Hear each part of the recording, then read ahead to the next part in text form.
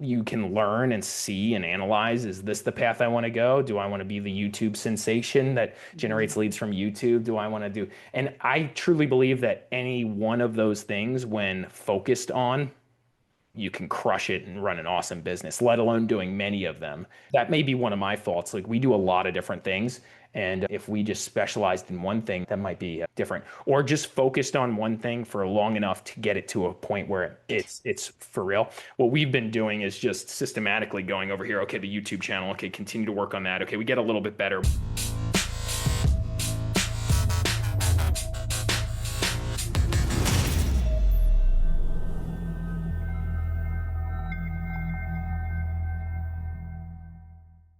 Hey everybody, it's Kathy Byrnes here with Real Estate Riches, and my guest today is Larry, and I'm going to have Larry say his last name.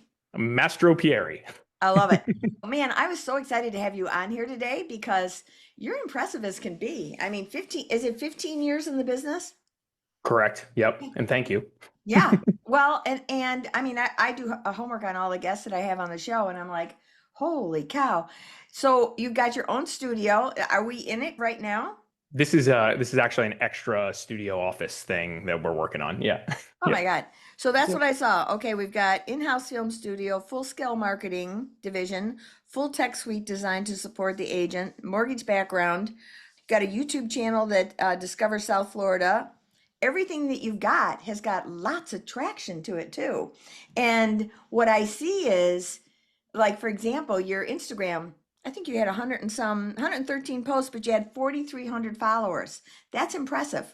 I have the flip on my YouTube channel. I'm like all this stuff, but I'm struggling to get them going on there. But so we want to know what you're doing. How did you even get on this path? Because did you start out as a single agent and just say, I got to have more? Yeah, so I actually went to school to become a mechanical and chemical engineer. I did that. I graduated. I started working for General Electric. At the same time, I got my real estate license, bought my first investment property. I did what you would call a house hack. I bought a duplex, lived in one side, rented the other side out to my sister and her friends, and then I met up with one of my buddies that I grew up with in New Jersey. I'm in Florida now. Grew up in New Jersey one day, and he was like, "Hey, this is interesting. Talk to me about the details of the deal you did." And he was working in private equity. He's like, "This is kind of what we're doing, but at a larger scale at Blackstone." And he's like, "You want to do this together on the side, kind of side hustle?" So we started buying apartment buildings, like Wow. duplexes, and then graduated to most recently, we bought a 40-unit apartment complex in December. So now we have about 150-ish apartments. And so I was doing that while I was an engineer. My mom was always a realtor. Oh, And at some point, it was just like, this is like two separate things. I loved engineering. I loved the real estate thing, saw a lot of opportunity with the real estate thing. So I left engineering and went into the real estate thing full time, thinking I was going to do just like acquisitions and maybe more commercial stuff. But as I started getting into the business, I was working with mom. She was always a resi agent, and and that business just started to work. And then over time, I changed the way I thought about things. At first it was just like sell some real estate, single agent, and make some money and go buy apartment buildings. And then it mhm. was like, wait, I actually have a business here. Maybe I should focus on this and build this business while I'm building the multifamily business. So then we started to grow the resi brokerage side of things. And today we have 10 agents and about 10 support staff. And we're doing a lot of the media stuff, digital media stuff. That's something we feel strongly about for future proofing the business.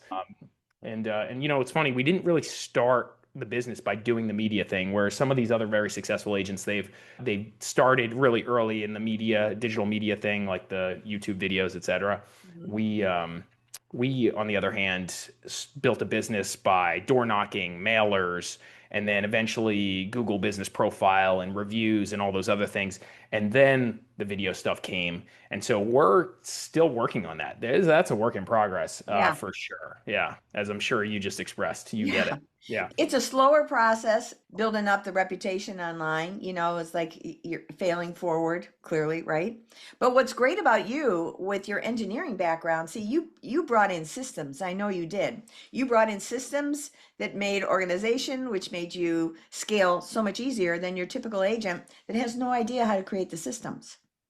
Yeah, the systems focus is important. I guess I'm a unique engineer. That's even why I was recruited by GE because it was more of a technical and sales position, a consulting position, and that worked for me and my personality. But yeah, the systems piece to real estate can be very, very technical. People don't appreciate that. In any business, right? The Right. systems piece can be very technical, and especially the marketing piece of it to generate the traffic digitally.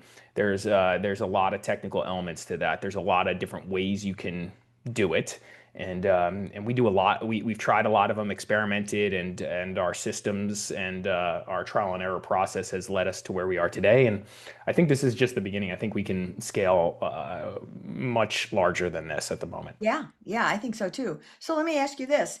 If you've got 10 support staff, they're on salary then, right? Yeah, so we have, let's say, three of those people are local, American based, US based, and Mm-hmm. then the other seven are virtual. Oh, And okay. so we've gotten very skilled at hiring full-time virtual staff. Yeah. Those other seven are full-time. We don't hire part-time people. Mm-hmm. We need them to learn and be able to work in the business. And there's only one way to do that if you're all in. Yeah. So yeah, so that So let me ask you this, because I have had pluses and minuses with my virtual assistants. Sometimes they're good for a period of time and then all of a sudden they kind of flake out. I just let one go because her internet wasn't working effectively where I yeah. wasn't able to stay in touch with her. I think she lived on the outskirts more. And I said, girl, I appreciate you, but I just can't. I can't work like this. My right hand man, he and I have built a bit of a system around this. We've hired and fired probably more VAs than most people. We've interviewed more VAs. We've tried more like websites and portals and all the other nonsense that you could think of to try to access these humans on the other side of the planet.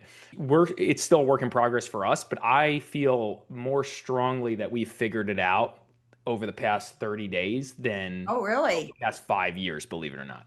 And so recently we found a way to hire in Latin America that's been pretty effective.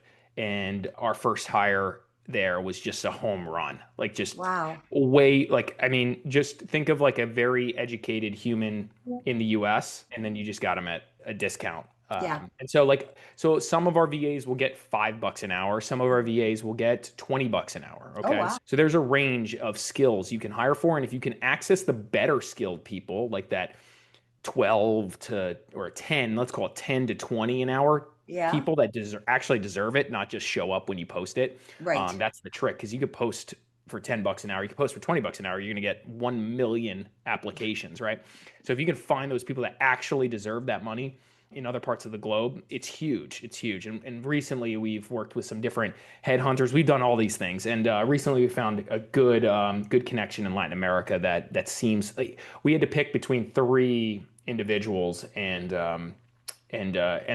pretty much all three we would have accepted previously, Wow. in our interview process. And they teed up three for us. I think any of them would have been decent.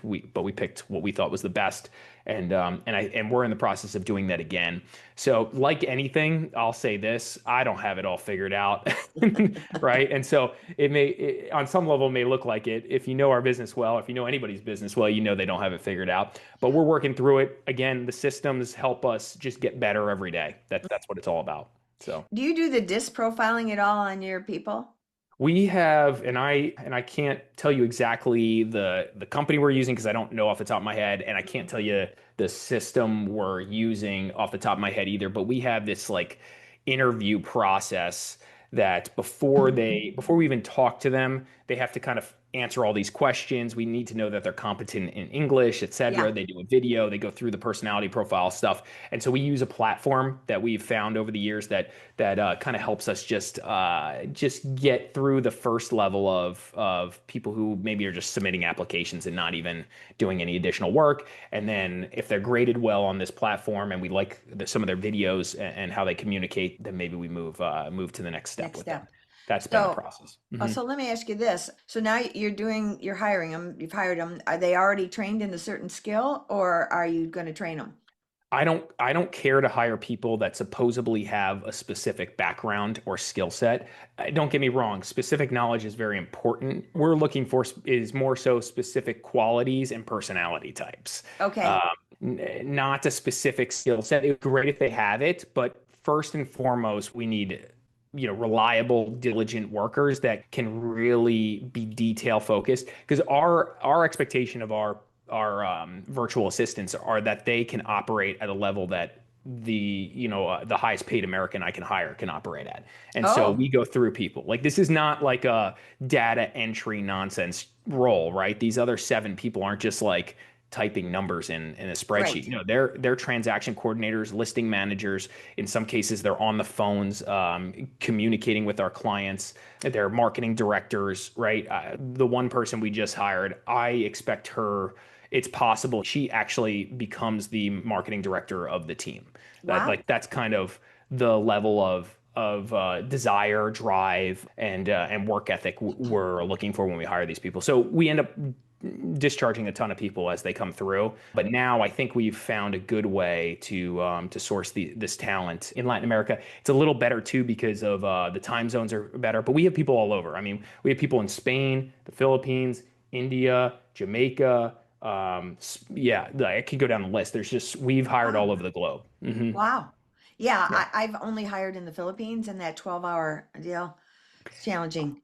I'd encourage you to look at other options, and I'm happy to share stuff later if it's Great. helpful to anyone who wants it. I just don't know these companies off the top of my head, Sure, sure, frankly. sure. So I yeah. appreciate that. Yeah, I just don't have the time to teach them all. So I was hiring based on skill level. Like I wanted a go high level expert. And part of the reason I had to let that gal go is because she had her idea of what go high level was, and I had my idea, which were two different things. Because go high level is a broad spectrum if you use it at all. So, I know. eh, Yep. yeah. So anyway, well, this is impressive, and I see that you not only do residential, you do commercial and property management. We don't spend a lot of time in property management. I have property managers that we work with Oh, that are great, but we will sell commercial real estate.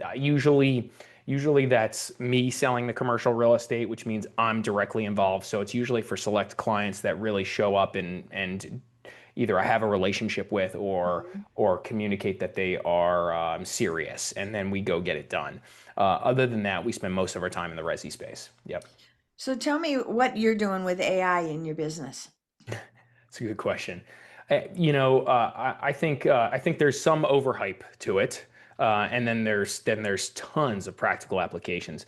On the marketing side of things, we leverage AI quite a bit, and specifically on the video generation side, not like that we're making fake AI videos, but more so content Yeah. research, content. Idea creation and script writing, etc. Mhm. But always overseen by competent humans Yeah. is kind of the move. Same with the website content creation. We have out of the 10 people that are on staff, four of them are on the marketing team. So we have four full-time marketing people. So that's something that's unique to us that I would Yeah. say most teams or brokerages or agents don't have. And again, it's with a focus on with a focus on content creation and the team, all of them are focused on content creation and execution every day, whatever that looks like. It might mean video, it might mean LinkedIn publications, it might mean website stuff. And we spend a lot of time on search engine and AI overview optimization. Hmm. In our space, we rank very well, and we see an opportunity there where I think a lot of people have given up on that, or it's a long tail thing. Just like you said, we're very focused on the long term stuff. Frankly, we're building for the future, not immediately today. And that's where the SEO and the AI overview optimization and the video optimization and all those things really come into play. So we dive deep into the technical side of that stuff. I don't think that a lot of realtors understand how important it is to be in the marketing business with their business because you're really, that's a big piece. And you've got, like you said, you've got four people that are doing all the marketing. And the marketing is absolutely essential to be out there to be seen from all the different aspects. These just listed, just sold are a nonsense waste of energy. Instead, tell a story. Tell a story what happened with that buyer or that seller. How did it go? What was it like? How did they feel about it? Interview them. That is how you get more business.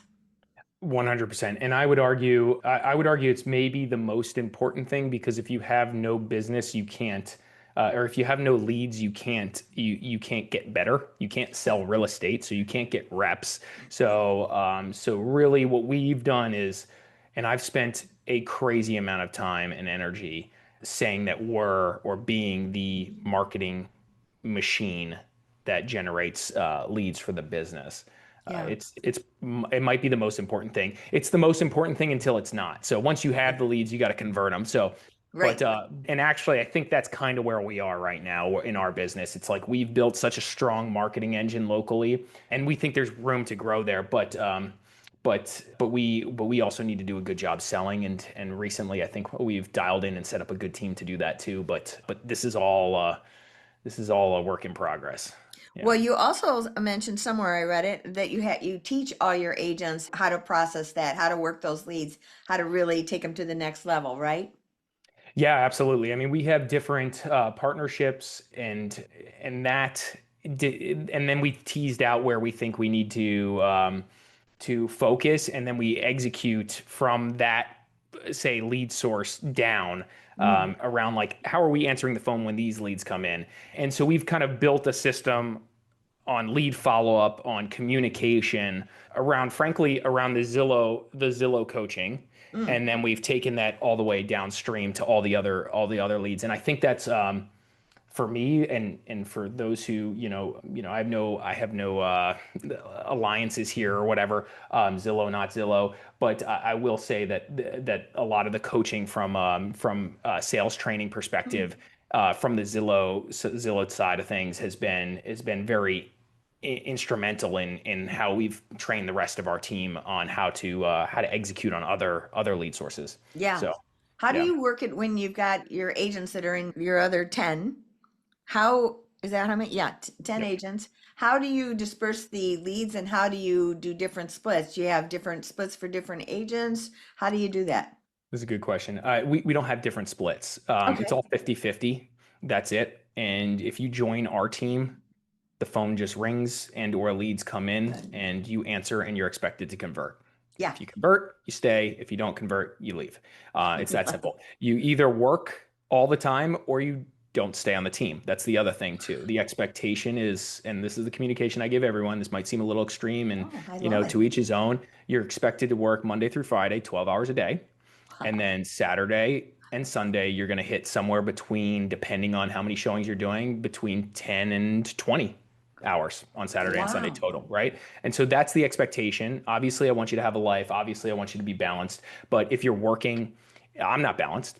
So like, let's just call it what it is. So I don't live a balanced life. So we're here to grow. We're here to crush it. We're here to learn at a crazy intense rate. If you want to do those things, you commit and you don't have balance. So you join our team if you're looking to get a lot of reps in, pick up Yeah. the phone, call 1,000, make 1,000 phone calls a month while running around showing houses. That's the expectation. You're expected to be exhausted. You're expected to be pushed to your limits. And if you want to do that, give us a call. But if you don't want to do that, don't even waste your time. It's not. You're gonna hate me. You're gonna I hate me freaking because, love this yep. because it is, well, you're just getting rid of all the fluff out there because there's so much. Oh my gosh. We don't need to, at this point. Early days, we kind of learned a little bit, and we were learning. We were hiring people. We had misaligned expectations, and we couldn't deliver. They couldn't deliver, et cetera, et cetera. Both sides, at fault. And so over time, we've built a brand and a business that generates a lot of leads, and we know they can be converted, and because we have people on the team that are doing it right now. And so we're just very direct with join the team if you want to be like Kobe. Great. If you want a balanced, or an average, or you want to have fun and you want to be like, I don't want to take shots at like these other companies that you're on the boat and you're shooting the social media thing. That's not what we're doing. We're too busy to do that. We're selling houses. We don't have time for that. So if you want to do all that stuff, cool, go somewhere else. It's not for you. Oh man, I love that. I love your directness, buddy. It's very cool. Hey, not for everyone. Well, it's not, but you know what? Yeah. You just saved yourself a lot of grief because I can't tell you the number of agents that I had trained when I was on a team where I was in charge of mentoring them and I'm like, you didn't even do the homework. You came here unprepared. What the hell? I'm not wasting my time on you. You just took Yeah. some of my life away. So no, I'm totally with you on this. And obviously your team is too, otherwise they wouldn't be there. As team leads, we sacrifice a lot to develop something, give back, whatever you want to call it, give back, build a bigger brand for the future, build a business that can be that I can step away from, whatever the goal is. But you do take a lot of risk to do that, and you spend a lot of money. And usually in the short term, while building these businesses, and mine is an example of this, like you take a hit profit wise, and you sacrifice your time, life, right? And that's arguably the most important thing. So to your point, like, let's not waste each other's time. Yeah, yeah. So, okay, so what would you say to somebody that's watching this interview here that is motivated like you are? Because a lot of them aren't, and they've already turned this video off. What would you Sure. what would you say? Because maybe they want to have a business like yours, or not necessarily be on the team, but how would they move toward this direction? Yeah, and I don't know if this is the answer. This direction is the answer, frankly. I have we're experimenting. We'll see if the way we've built our business really works. There's not a lot of businesses, if any, out there that are doing the same thing the same way we're doing it, and maybe this doesn't work financially. The idea of having 10 ninja realtors that can just sell at scale and just really crush the leads we have. Maybe that's doable. Maybe it's not. We'll see, right? And if it works, then we could talk about this as the model. Alternatively, there's all these other ways to build a business, right? Hmm. So I think the biggest thing for me, which I find super interesting for this business, is there's so many different ways to run your business. Yep. We have so many things going on. I'll give you another example. Like we could talk about some of the guys I know in the area that are guys and girls that they work directly with developers, individual spec builders, and so they have a build business just on that. They don't do anything else. They Yeah. help them procure land, and then they help them sell the buildings after they're built. And so that's one way you could go. There's so many different things you could do. We're in the process of and we just started this over the past 4 months. We now have a specialty at buying property at foreclosure, sheriff, and tax deed auctions. And so we've been turning those properties, buying them, selling them, basically buying inventory for our business. So we can buy it and then just sell it. We don't even really spend time doing the renovations at this point. Mm. Like we don't like I either sell it off to somebody who will do the renos. And by the way, my fiance is a general contractor. Like we don't do it. Like it's like we just move the money, right? We'll do it if it makes sense, but for the most part, it's just like move the money and list the properties and keep it moving. So we've been buying inventory. That's a whole nother idea or Yeah. concept. Maybe it'll work at scale. Maybe it won't. We're working on it. We've been buying properties, every couple weeks at auction. So we'll Wow. see. We'll see how that goes. So there's all these different ways to do it, and I think, and back to the thing that I said was like, what energizes me the most about this business is there's just so many different ways to do things, and as you meet people, as you get coaching from coaches that have been down this path, there's you can learn and see and analyze. Is this the path I want to go? Do I want to be the YouTube sensation that Mhm. generates leads from YouTube? Do I want to do? And I truly believe that any one of those things, when focused on, you can crush it and run an awesome business, let alone doing many of them.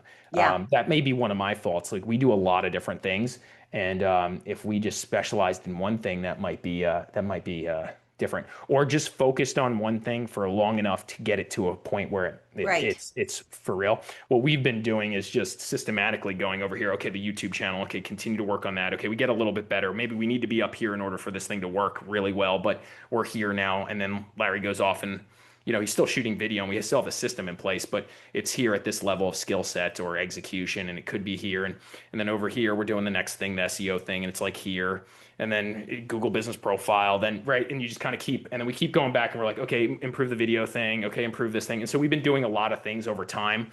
that have made us, to your point, relatively prolific, Yeah. but not maybe the best in the business at YouTube, the best in the business at Google Business Pro, whatever you want to call it. So we've been kind of moving around, moving the bar up a little bit here and here. So I don't know if that's the answer, but if you have a long-term focus, you can kind of see like I'm gonna get all these right, and then one day this thing might really work really well. And so that's maybe a fault or maybe an upside for us. Yeah. So I was in Barcelona with this woman who's high level AI, and she was up on stage, and she gets off the stage. She knows me. I was in, and she goes by and she goes, "I just created a board of directors chat GPT." I said, "Get out of here." So I'm flying back from the plane, and I said, "I'm going to create my own GPT, and I'm going to have my own board of directors."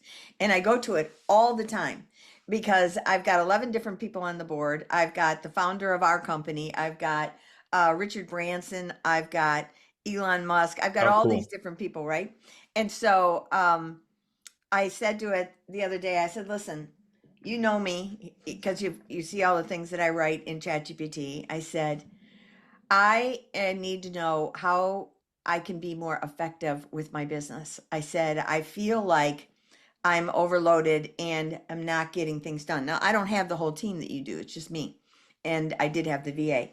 And it said, "Kathy, you have 6 different businesses you're trying to run, and you can't do any one effectively."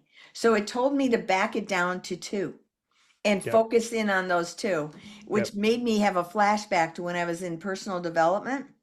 Now I have clearly probably ADD. I have a little squirrel on my desk to remind me that I get distracted. No, that's And great. one of the things that it said after going through this whole series of classes where they're like investigating who you are as a person, it said, when you focus, Kathy, especially you accomplish whatever that task is. So you just have to decide what it is that you're going to focus on to take you to the next level. And that was good for me to be reminded of it again. I totally agree. The focus is the thing. So pick the one thing that you're gonna crush it at Hmm. and go for it. Sometimes it's hard to pick that one thing without experiencing many things Yeah. or doing your homework. And sometimes people get stuck in that research phase too long too. Yep. So I tend to be more of an executor. And but when you pick something, see it through. That's the Mhm. thing. So I think when you're making your decision, you need to make that decision with the understanding that with the understanding of how important that decision is, because you're going to spend the next X amount of years of your life doing it, or whatever it is, months, whatever the realistic profile is, and you're not going to quit. And so, or you stop. And so when you analyze your options, think of it like that, because a lot of people, I think, casually make a decision to go do this thing and then casually flake out on it, right? Right. So analyze it for real and really pick the path you want to go and stick with it. Yeah. So I I think think that's that's, great. Well, Larry, it's been great having you on here. Appreciate it so much. of course. Thanks for having me. Pleasure Yeah. talking to you. So, everybody, that's another one. We're wrapping up today here at Real Estate Riches. I hope you subscribe, and we will have Larry's contact information all in the description. You can reach out to him in South Florida. He'll be your guy. Thanks for tuning in to Real Estate Riches with me, Kathy Byrnes. If you'd like to explore potential partnership with me at eXp Realty, then let's book a strategy call and see how it would look in your eyes. And if you're thinking, "Man, I'd like to have a conversation with Kathy Byrnes. Maybe I'd like to be part of this EXP company and see what it's all about." That sounds good to me. Let's book a strategy call and let's have a talk. No pressure, but man, it's worth a conversation. The link's in the description.